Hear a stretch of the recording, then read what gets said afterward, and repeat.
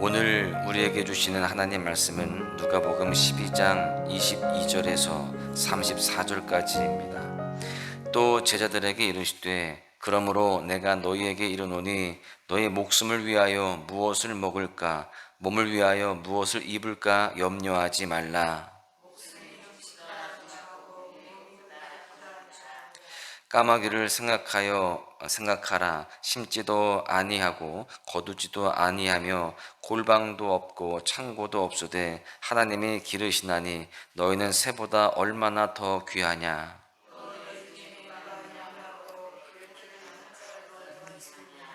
그런즉 가장 작은 일을 하지 못하면서 어찌 다른 일을 염려하느냐.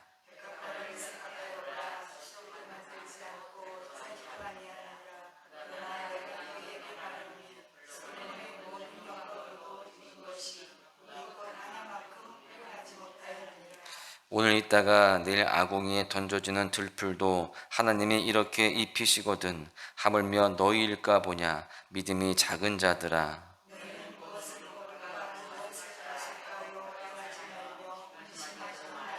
이 모든 것은 세상 백성들이 구하는 것이라 너희 아버지께서는 이런 것이 너에게 있어야 할 것을 아시느니라.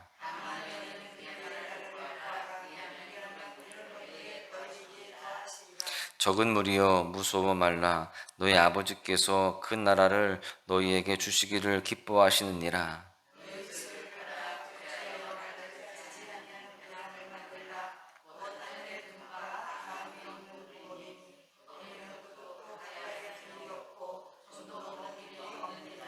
너희 보물 있는 곳에는 너희 마음도 있으리라. 아멘. 어떤 회사의 직원 선발 시험에서 이런 에피소드가 있었다고 합니다. 직원 선발 시험에 이런 문제가 나왔는데요. 그 문제가 이와 같습니다.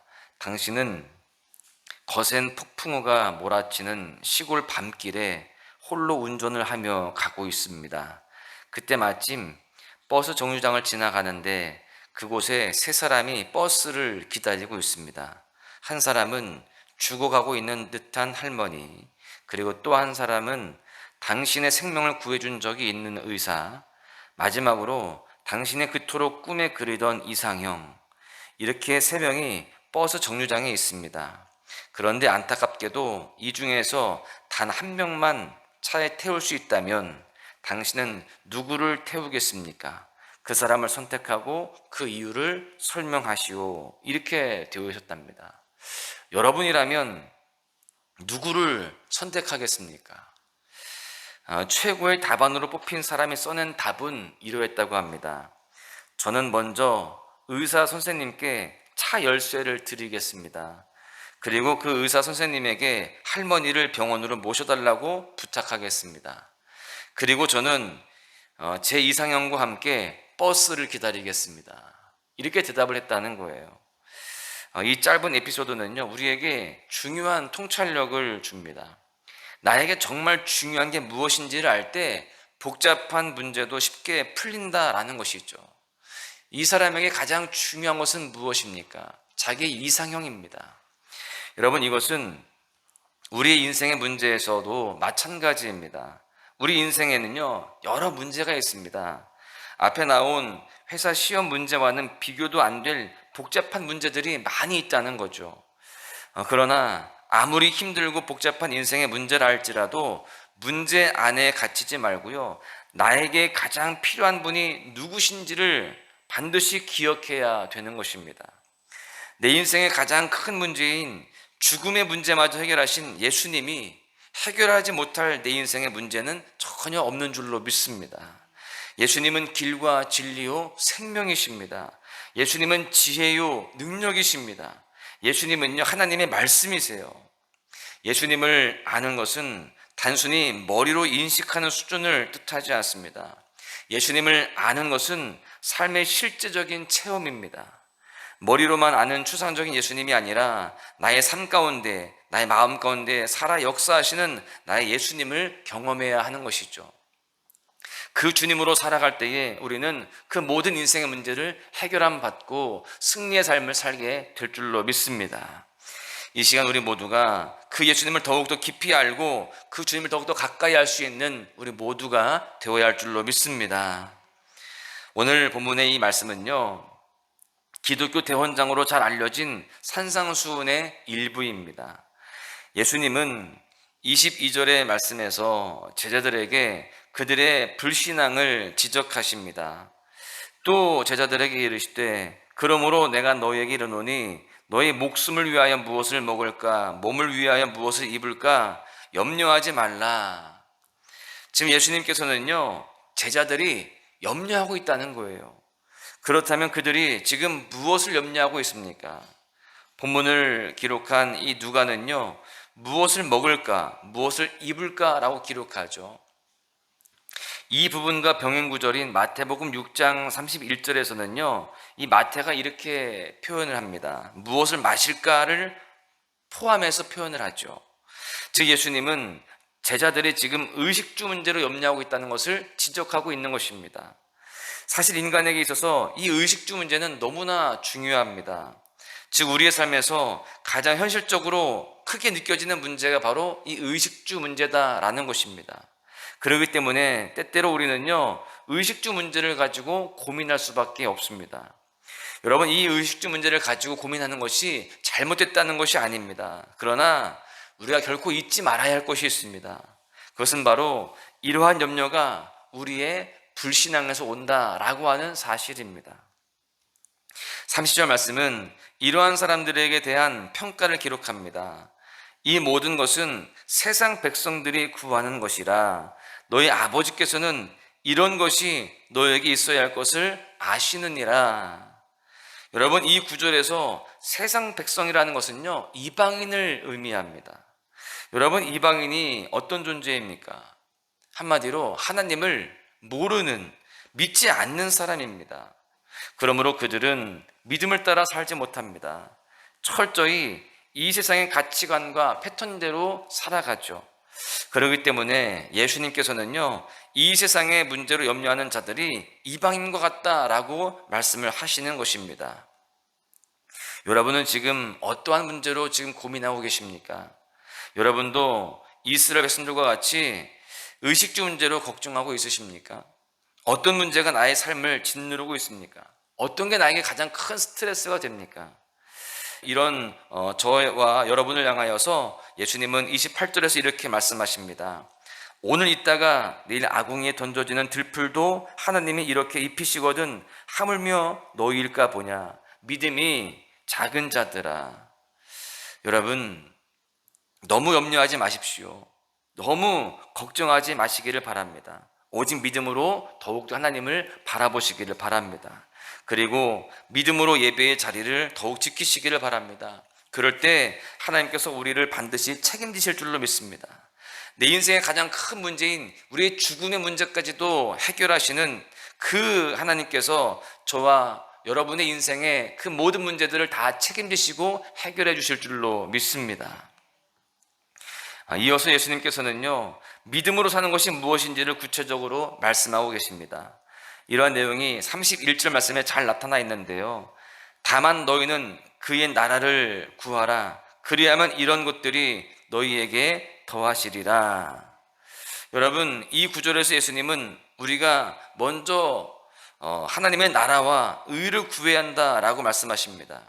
여기서 이 구하다라고 하는 이 동사는요, 단순히 어떤 것을 찾는다라는 의미만 있는 것이 아니고요, 여러분, 한 걸음 더 나아가서 그것을 위해 산다라고 하는 뜻도 가지고 있습니다. 그러니까 그 나라와, 그러니까 하나님의 나라와 의를 위하여서 산다라는 의미를 가지고 있는 것이죠. 여러분, 우리는 이 구절에서 한 단어에 집중을 해야 됩니다. 어떤 단어냐면요, 바로 먼저라고 하는 부사입니다. 이 단어는요, 우리에게 삶의 우선순위를 말해주고 있어요. 즉 우리가 이 세상을 살면서 여러 가지 일들을 해야 되지만 그것들 중에서 가장 먼저 하나님의 나라와 의를 구해야 된다.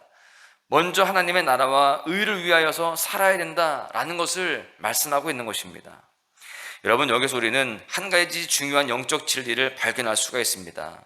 우리 믿음의 사람들은 삶의 우선순위를 바로 하나님께 두고 살아가야 된다라는 것입니다. 여러분, 이러한 내용은 우리가 늘 고백하고 있는 주기도문에서도 잘 나타나 있죠. 주기도문이 어떻게 시작합니까? 하늘에 계신 우리 아버지여, 이름이 거룩히 여김을 받으시오며 나라가 임하시오며 뜻이 하늘에서 이루어진 것 같이 땅에서도 이루어지이다.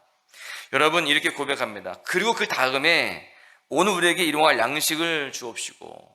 여러분, 주기도문은 결코 우리의 양식을 먼저 달라고 하지 않습니다.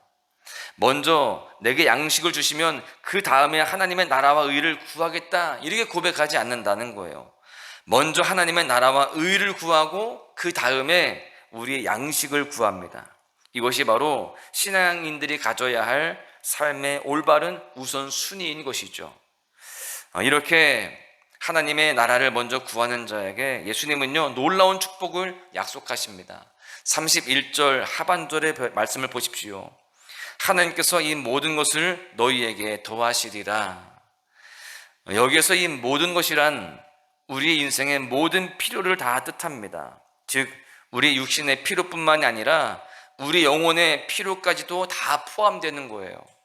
그러므로 이제는요, 더 이상 우리의 삶의 문제들로 걱정할 필요가 없는 것입니다. 왜냐하면 우리의 모든 필요를 다 아시는 주님께서 우리의 삶을 책임져 주시기 때문에 그렇습니다. 하나님은 당신의 나라와 영광을 먼저 구하는 성도의 일거수일투족을요 다 책임지시고 보호하신다는 사실을 믿고 살아가시기를 간절히 소망합니다. 여러분, 우리의 우선순위는 바로 하나님이십니다. 그 하나님을 구하며 하나님을 위하여서 살아가는 것이 여러분 우리에게 필요하다는 것을 잘 압니다.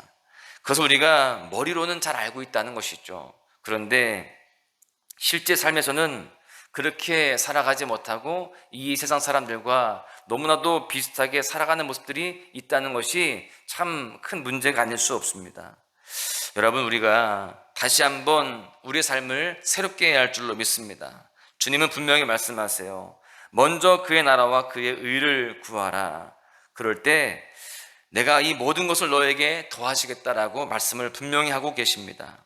이러한 주님의 음성에 아멘으로 화답하고 삶에서 그것을 실천할 수 있는 우리 모두가 되어야 할 줄로 믿습니다. 우리가 삶을 통하여서 우리의 신앙을 증명할 수 있는 모습들이 되어야 되는 것이죠. 그럴 때 우리의 모든 필요를 아시는 주님께서 나의 삶에 가장 좋은 것들로 다 채우시는 은총이 있게 될 줄로 믿습니다. 이제 말씀을 마치려고 하는데요, 기독교 작가 C.S. 루이스는 이런 말을 했습니다. 제일 중요한 것을 먼저 하십시오. 그러면 두 번째 것은 저절로 따라오게 될 것입니다. 여러분, 그렇습니다. 우리 인생에는요 중요한 것들이 많이 있습니다. 그러나 그 모든 것들보다 더 중요한 분이 계시는데 그분이 바로 우리 예수님이십니다.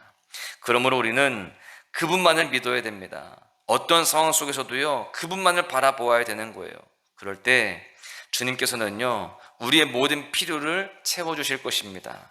바라기는 우리 모두가 먼저 하나님만을 구할 수 있기를 소망합니다. 아무리 바쁘고 힘들어도 이 예배의 자리를 찾고 또 기도의 자리를 찾는 것을 더욱더 우리가 우선순위에 두고 살아가야 할 줄로 믿습니다. 그럴 때 주님께서 우리 모두의 삶에 놀라운 은혜와 축복을 더하실 줄로 믿습니다. 바라기는 오늘 하루도요 먼저 그 나라와 그의 의를 구하며 살아가는 복된 날 되시기를 바랍니다. 그 가운데 하나님께서 다 채워주시고 책임지시는 귀한 역사를 경험하시기를 주님의 이름으로 간절히 축원합니다. 의지했던 모든 것 변해가고 억울한 마음은 꺼져가네. 부끄럼 없이 살고 싶은 마음